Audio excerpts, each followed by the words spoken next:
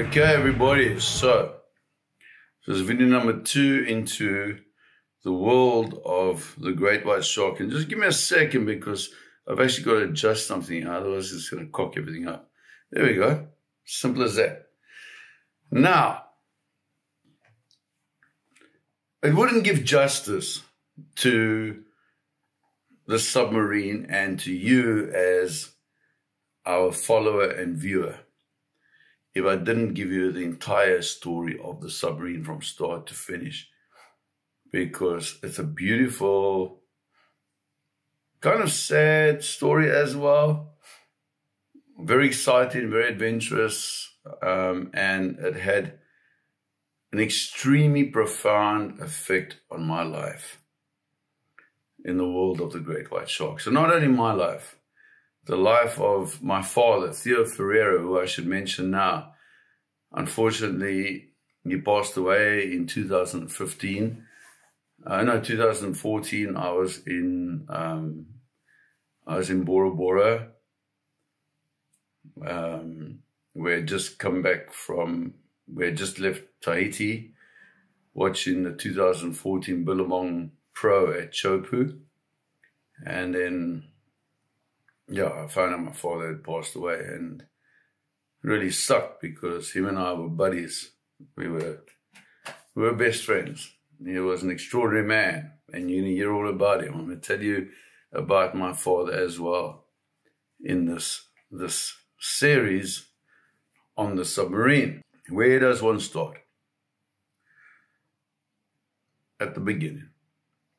At the beginning. So, I was born in Durban, which is 1,000 miles, 1,600 kilometers up north on the east coast of South Africa. For those that don't know, a lot of people out there don't know where South Africa is. You know, especially the Americans. It's like Africa. They don't know where it is. Right now, I'm in Cape Town, which is right at the southern point of Africa. That is South Africa. And South Africa's got a west coast and it's got an east coast. And one coastline is cold water, and that's the west coast. And the other coast, the east coast, is warm water. And Durban, where I was born, is right up north. Durban is 600 kilometers below the border to Mozambique, which is another country. So in any case, that's where I was born. And my father, Craig Ferreira, was always an avid angler.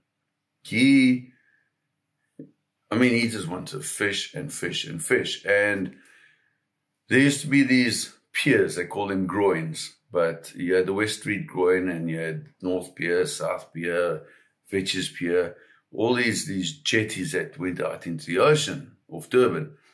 And several times a week, you'd find my father. And my father, Theo, was a presence. He was a big man. When he had anorexia, he weighed 250 pounds. Big man, shoulders like this, very gregarious. He made an impression when he walked into a place. He was a taekwondo master, Shotokan master, raced motorcycles. He actually did very well in racing motorcycles. His favorite hobby was fishing, and he used to fish off the West Street groin mostly. And he used to target sharks. He loved catching sharks. And most of the sharks he caught, he never killed them. Most of the sharks he caught, he let them go. But once in a while, across from the West Street groin, not very far, it was actually a quick walk or a very short run, you had the Durban Sea World or the Durban Aquarium. And when my father caught a decent specimen, a nice specimen of a bull shark or whatever, sand tiger shark, whatever he might have caught, he would be seen running across the road to the aquarium And he would then give the shark to the aquarium. And if the aquarium needed the shark, they would take it. And usually they took the sharks. And if they didn't, he would just run back and he'd dump it back into the water and the shark would swim away. So my interest with sharks came around when I was very young. I was probably about 6 years old, and my father had caught a large black tip. I think it was a black tip. It was a large black tip. And it was one of the largest ones I'd ever seen. And they had it in a tank, in the shark tank at Durban SeaWorld. So my mom took me to Durban SeaWorld. And that was actually the first time I ever went to the SeaWorld, funny enough, at 6 years old. And we went in, and I remember walking up to the shark tank. And it wasn't like the tanks we have today, where it's all just polycarbonate and plexiglass, and you can just, like this huge thing. In those days, there was a cement swimming pool with glass panels in it, thick glass panels in the swimming pool. That was it. So I remember walking up to one of those windows, and I stuck my face against that damp glass, because the glass was always damp. And they had 3 big bull sharks swimming around this tank. And it wasn't very large. It was kind of a small tank. Felt sorry for the shark. Well, I didn't feel sorry for them then, but thinking back now, you know, I'd feel sorry for them, but it doesn't exist anymore. And there was this massive, big potato bass, this huge potato bass or brindle bass. I don't know what people call them, but a massive thing. I remember looking, and this one bull shark swam past, and I had never been in this place before.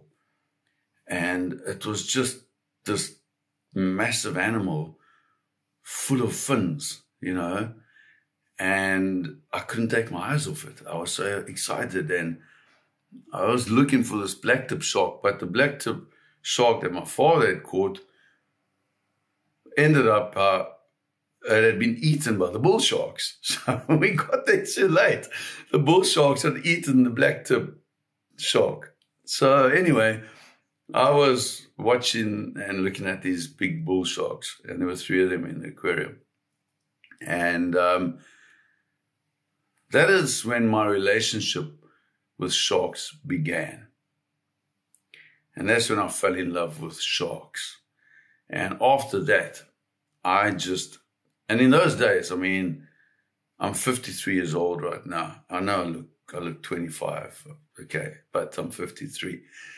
And in those days, there were very few books out there, and there were almost no documentaries. There was Blue Water, White Death.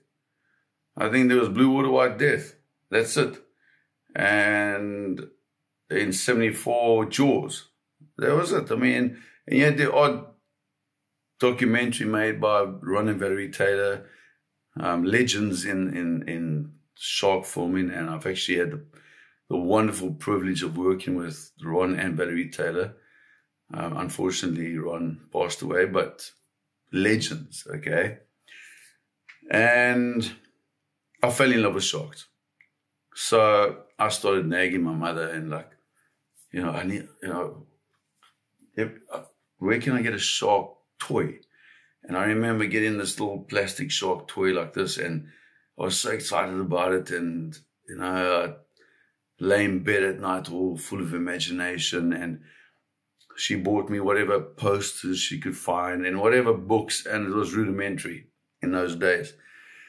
Anyway, so that was my baptism into the world of sharks.